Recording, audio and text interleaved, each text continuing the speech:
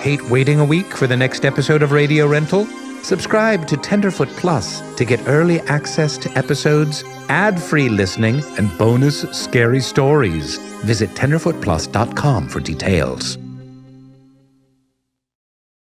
The following podcast includes scary stories with content that could be triggering to some listeners. Listener discretion is advised.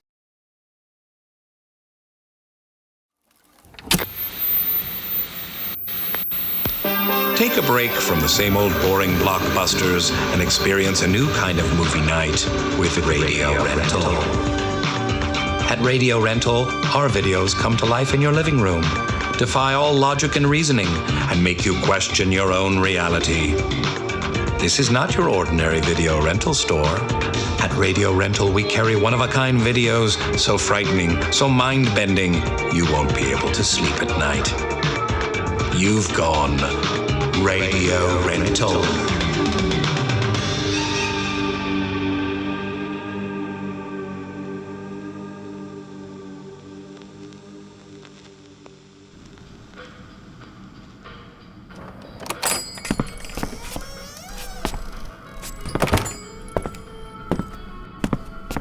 Hi, everyone.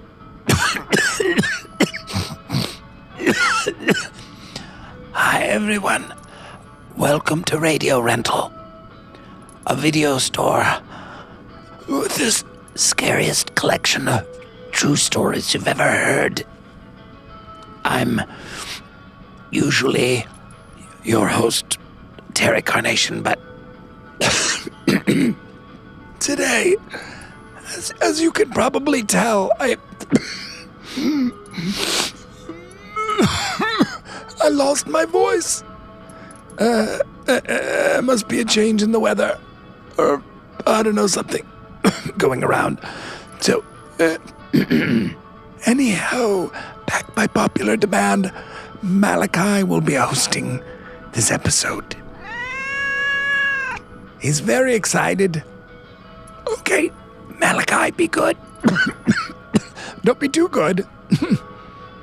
Or as the kids say, if you can't be good, be careful. If you can't be careful, name it after me. I just got that. I really don't want to lose my job. Not to a cat. That would be a new low. All right. First tape. Pop it in. Sorry. Didn't mean to step on your lines.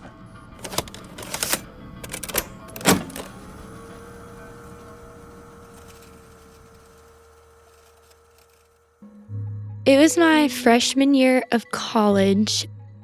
I was taking a theater appreciation class. For part of it, we had to watch plays that our school would put on. I usually went with my friends that were in the class. I couldn't go with them this time, so I just decided to go by myself. I walk up to the door, and there's this man in his late 20s, early 30s, standing by the door. Just kind of smiled at him, because that's just what you do with strangers. I got in line to get my ticket scanned, and he got in line behind me. While I'm standing there, I'm not really paying attention. I'm playing a game on my phone, but I can hear him behind me mumbling about where his car was parked. It was really strange. It kind of sounded like he was talking to someone, but it was so quiet that it was just kind of to himself, which I kind of thought was weird, but I kind of just brushed it off. So I got my ticket scanned and I walk through the doors and I hear him behind me ask, "Where are you sitting?" I didn't think he was talking to me because I don't know him. So I just kept walking and I sat in my seat. 20 seconds later, he walks in behind me, came into the row that I was on. He was trying to get on the seat that was to the left of me, stuck his leg all the way over my legs and was leaned over me, climbing over my body to get into the chair. And while he's climbing over, he's like, I can't believe I'm sitting right next to her. It seemed like he was trying to get my attention without really saying anything to me. He wanted me to notice him. I just thought maybe he's just trying to be funny or make me feel comfortable. Maybe he's just socially awkward. I was trying to just write it off. He sits down, turns to me, and asks me for a piece of gum. I didn't have my purse or anything with me, so I didn't have any gum. He starts asking me all these questions. Do you come to these plays often? No, I don't. Oh, well, I come all the time, and my girlfriend's actually in this play. He starts asking me questions about my major, if I came to college alone. I told him I was majoring in chemistry. Oh, what do you want to do with that? And I said, I want to be a chemistry teacher. No way. My mom is a chemistry teacher. And I was like, oh, what are the odds that this guy's mom is a chemistry teacher? He started asking if I came to college alone. I lied to him. No, me and my brother came to college together. Do you read any books? And I said yes. And I told him my favorite book was The Book Thief. And he was like, my favorite book is The Book Thief. He was asking me what kind of music I listen to, who is my favorite artist. I told him this artist that's lesser known, Regina Spektor, because not very many people listen to her. Oh, I love her. I listen to her all the time. Everything in the small talk, he had the same answer, had the same interests. Everything was connected to him somehow. Something's weird. Maybe he's flirting with me. As I'm talking to him, this woman enters the aisle and she comes and sits on my right side. And she reaches out and grabs my arm. And I whipped my head around and looked at her. Hey, how are you? And I was like, I'm good. I was thinking to myself, this is so weird. Why are these two people being so talkative to me? And then she starts asking me, do you come to these plays often? She was asking me my major. She asked me what books I liked. She liked the same kind of books too. They were asking me basically the same questions. I was really weirded out. I felt like I was having deja vu with how similar both of our conversations had been. What's going on? The lights flickered, play was starting. We're watching the play and I could see in my peripheral vision that both of them would turn their heads and look at me while the play was going on. The man especially would look at me so much, and it made me really nervous. Intermission came. The man looked at me. I'm gonna go get some candy from the concessions if you want anything. No, I'm good. Thank you, though. Are you sure it's on me? I promise I'll surprise you. No, I really don't want anything. Thank you, though. Okay, whatever. And he seemed kind of frustrated and got up and made that big theatrical show of climbing over me again. The woman turned to me. She started telling me that I have a very beautiful speaking voice. Asked me if I'd ever sang before, which I thought was really weird when she asked me that, because people don't just say, oh, you have a good speaking voice, you should sing. That's an odd thing to say. I actually used to sing a lot in high school. Almost seemed like she knew that I had sang before. I told her I used to sing in high school, but I consider myself retired now. And then she just started saying like, oh, you really need to do something with that. Like, that's so awesome. You shouldn't be retired. We just kind of laughed about it. She kind of made me feel a little bit more at ease with this conversation, but I still had these thoughts going on in my brain that I was like, that's weird. I feel like she knows that I sing. Does she know me? Man comes back, climbs over me again to get into the seat on my left. He's got M&Ms and Milk Duds. And both of the packages looked like they had already been opened. He was kind of chewing on something, so I thought maybe he was just eating some of the candy from the packages. And he was like, here, do you want some? I surprised you anyway, you can pick. No, thank you, really not, I don't really want any. He put the candy under his seat and then never touched it again. Didn't eat it the whole rest of the plate, didn't look at it. He looks at me and he's like, you have a very beautiful speaking voice. Have you ever thought about singing? Okay, something's really wrong because this is not really a coincidence anymore. It kind of sounds like these two people are going off the same script, and I feel like they know things about me, and I don't know these people.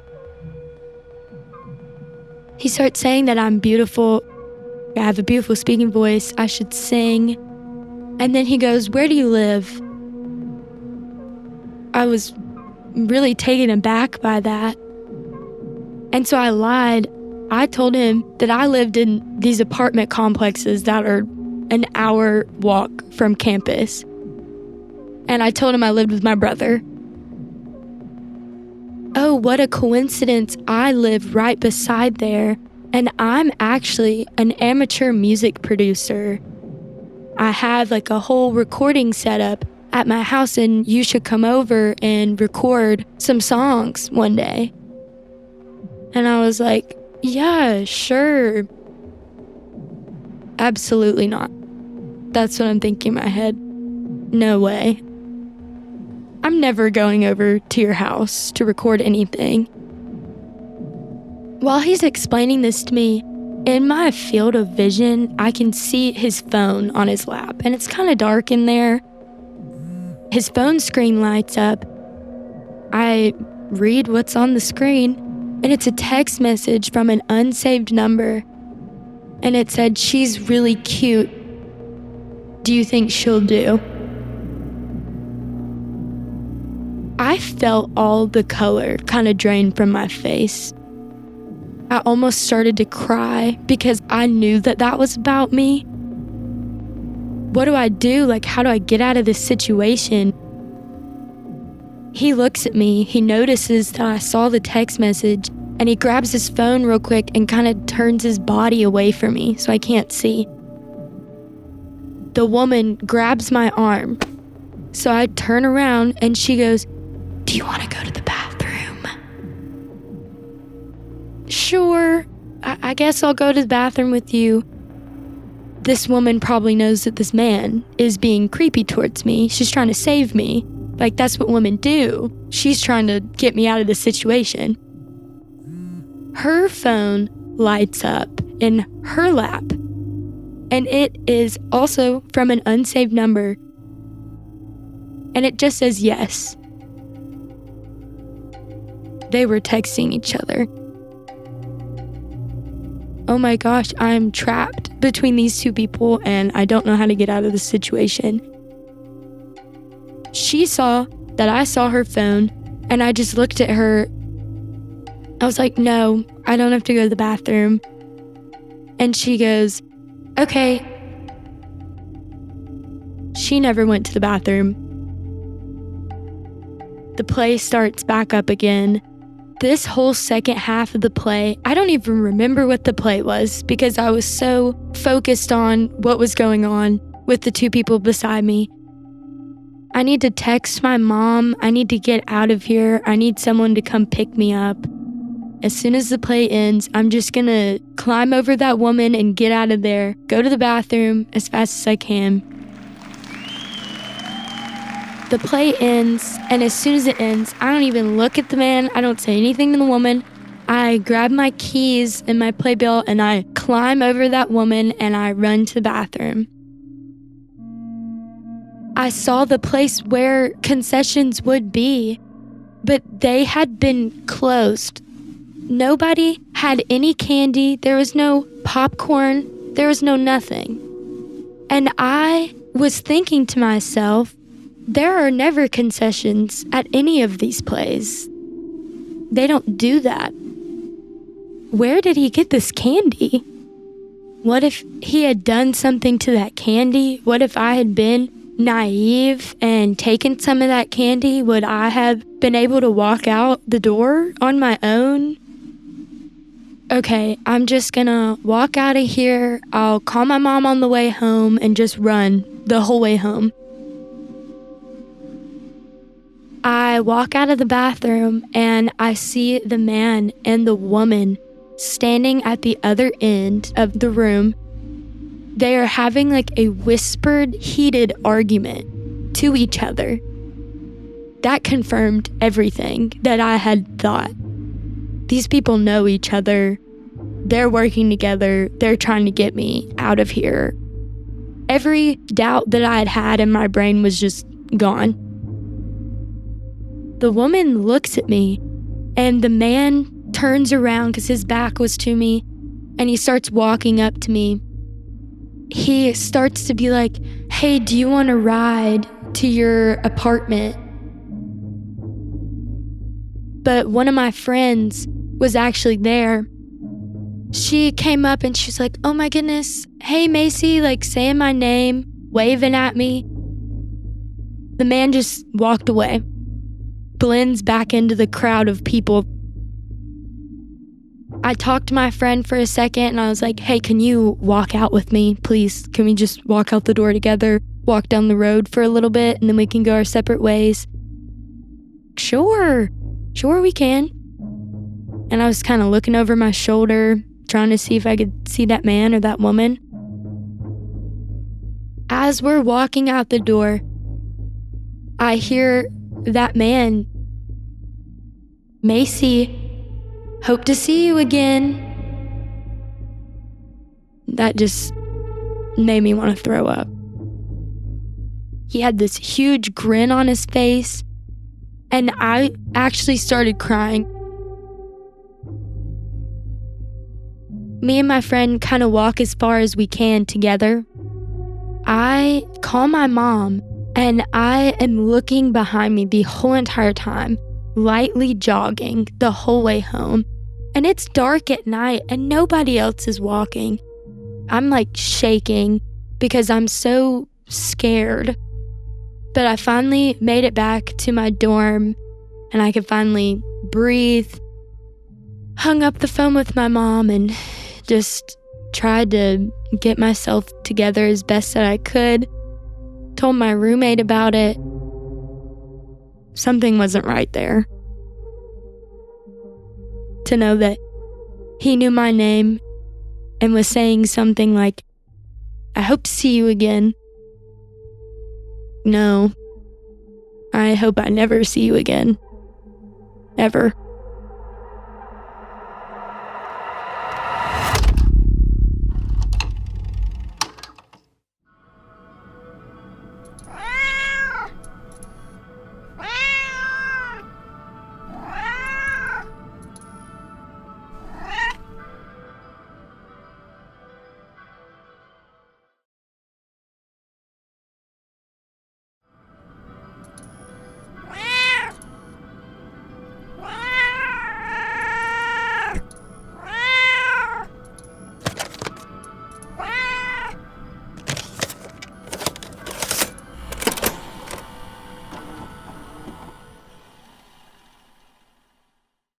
It is May of 2004.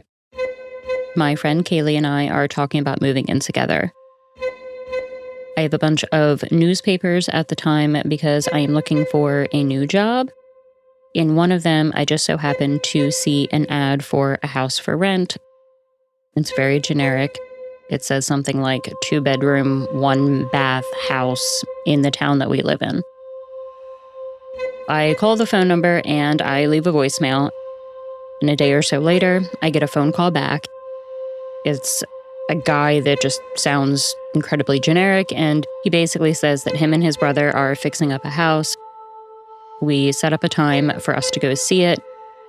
He tells me where it is, and the specific thing that he says is that it is next to the laundromat.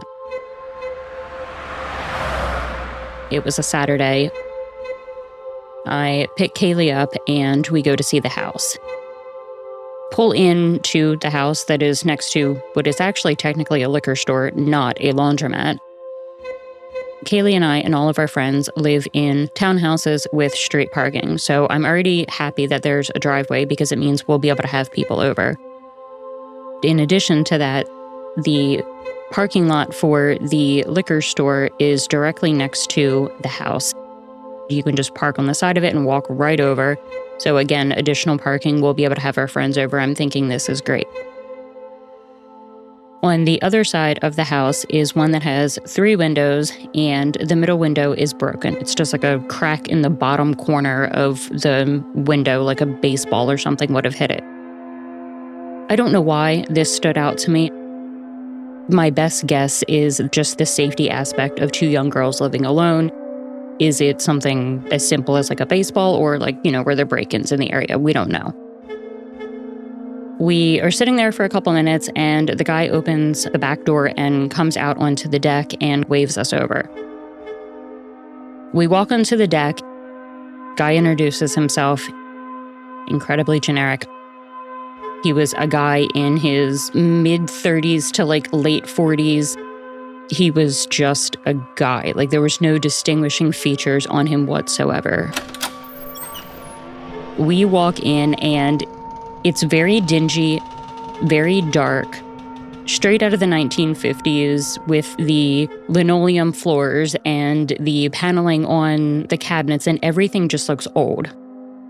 Either he didn't have the electricity on in the house, or there were no lights. It was very, very dim. Like, it was just enough that you could see, but it was more or less the sunlight filtering in through the curtains type of like dusty, dingy, hazy type of light coming in. As we are walking into the primary bedroom, he says to us, "Oh, you girls are gonna fight over this bedroom. This one has this amazing closet. You're gonna love it. I know how girls are with clothes."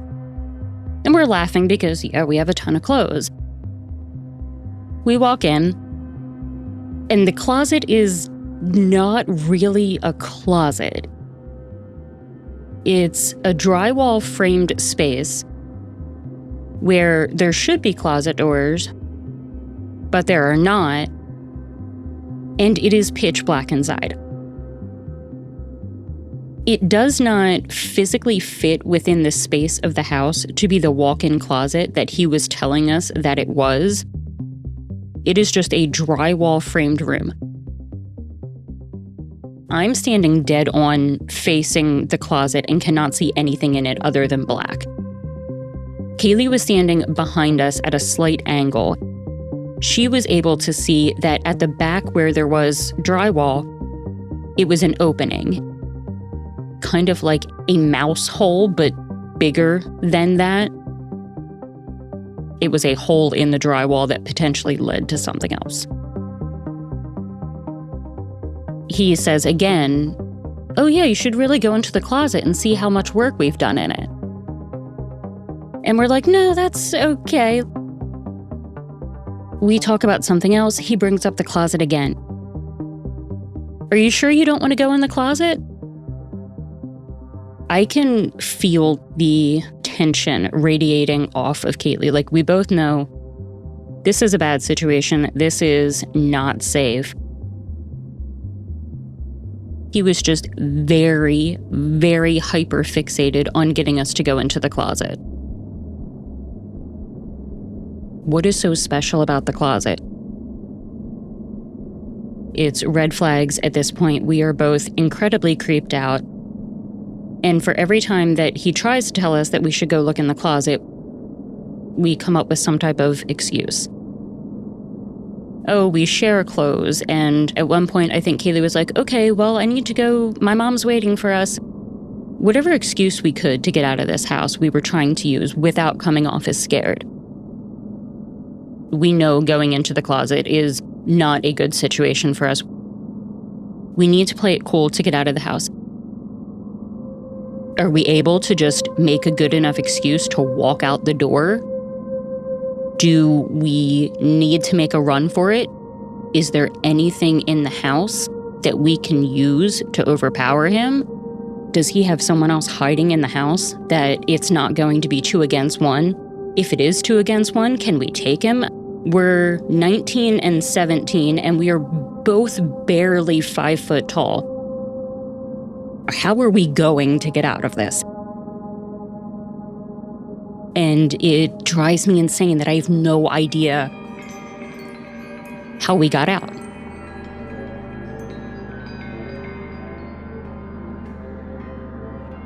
The next thing I know, we are in my car, and we are 5 miles away. I don't know how we're in the car. I don't remember leaving the house. I don't remember walking out the door, getting into my car, backing out of the driveway, driving the couple of miles away, multiple intersections and lights. From standing in that bedroom to then being at that intersection, nothing. We're just at the intersection, a couple miles away, at a red light. Absolutely no way that we could have sat at this red light for more than 1 cycle without someone stopping, honking, hitting us. Something would have happened if we were just sitting in the middle of the road. Out of the corner of my eye, I can see Kaylee talking, but I can't hear her. The clock on the dashboard shows that it's hours later than when we went to see the house, and I'm trying to figure out what happened. And there's like this audible popping noise, like when you come up from underwater. And then I can hear Kaylee. And she's talking about something completely random, like one of the projects that we had in a college class together. And I looked at her and blurted out, how the hell did we get out of the house? She pauses for a second. She's like, I don't know. That doesn't make sense. We're both kind of just looking at each other in stunned silence, and the light changes to green. And I start driving because I don't know what else to do. This house tour, up until getting into the bedroom, was all of 10 minutes. At best, it was a 15-minute house tour. We have lost almost 3 hours worth of time and have no idea where we were in between. How did we get out of the house? It was a very odd sense of calm. There was confusion, obviously, because we couldn't explain the time difference. We have no idea how we got out of the house. I'm driving along the road, and I drove back to my house. My mom was home. I remember saying to her, I'm like, yeah, that wasn't a good idea. I thought he was going to kill us or something. And I said to her, I'm like, I don't remember leaving the house. And my mom is like, okay. The best way we were able to explain it is that we thought we were going to be shoved in that closet and killed, essentially. In the adrenaline rush, survival mode instinct that kicks in when you're doing everything to survive, maybe we don't remember because we were just so focused on getting out alive that it wasn't until we were sitting in that intersection that we both felt safe enough again that the traumatic portion of it, the adrenaline, wore off. And once the adrenaline wore off is when we could remember things again. That's how we justified it. A few weeks go by and we need to go down this road again. The way that our town is laid out is there's very easily accessible alternate routes that we really never had to go this way. But for the place that we decide to go, it's the most convenient route to get there. As I am driving down the street, out of the corner of my eye, I'm kind of looking for the house just because it was such a creepy situation. I see the liquor store, I see the house with the 3 windows, and I keep driving by and I don't see the house that we went in. Whatever, you just missed it. I drive back home the same way, and the house still isn't there. And I don't have any way to explain this.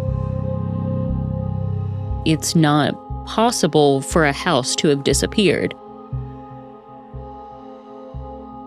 Kaylee and I did not drive together that day. She had drove separately, and she had called me, and she's like, the house wasn't there. That doesn't make sense. Why is the house not there? I go by one more time. It's not like the house was just demolished and there was still a foundation. The house physically cannot fit in the space between the liquor store and the house with the 3 windows where the middle window was broken. The land would have had to squish together in order for it to fit. There's no cutout on the curb from where the driveway was that we parked in. The house wasn't there. It wasn't there. It was there and we went to it and we saw it. And now it isn't.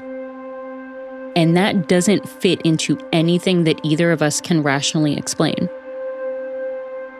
The house never existed and we don't know where we went that day.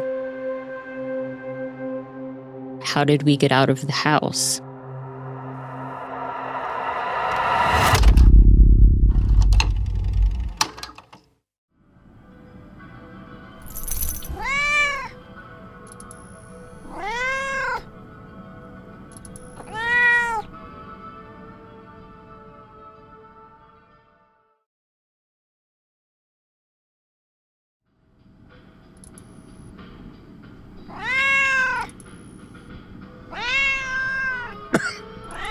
Thank you, Malachi. That was very helpful.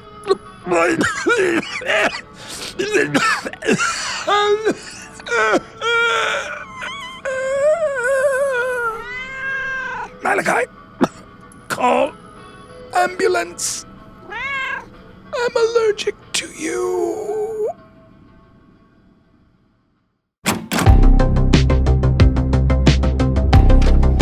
Radio Rental is created by Payne Lindsay and brought to you by Tenderfoot TV. Lead producer is Eric Quintana. Executive producers are Payne Lindsay and Donald Albright. Hosted by Rainn Wilson as his character, Terry Carnation. Written and produced by Meredith Stedman. Additional writing by Mark Lachlan. Supervising producer is Tracy Kaplan. Associate producer is Jaja Muhammad. Editing by Eric Quintana, Mike Rooney, Stephen Perez, and Meredith Stedman. Sound design by Cooper Skinner, with additional sound design by Stephen Perez and April Ruha. Mix and master by Cooper Skinner, with additional mixing by Stephen Perez and Devin Johnson. Original score by Makeup and Vanity Set, with additional score by Jay Ragsdale. Video editing by Dylan Harrington. Cover artwork by Trevor Eiler and Rob Sheridan.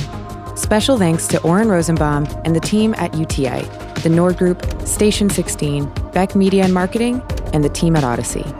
If you have a radio rental story that you'd like to share, please email us at yourscarystory@gmail.com or contact us via the form on our website, RadioRentalUSA.com. Follow us on Instagram and Twitter @Radio Rental. You can also follow the illustrious Terry Carnation on social media. Just search @Terry Carnation. On behalf of the Radio Rental store, we'd love it if you'd subscribe, rate, and review. Thanks for listening.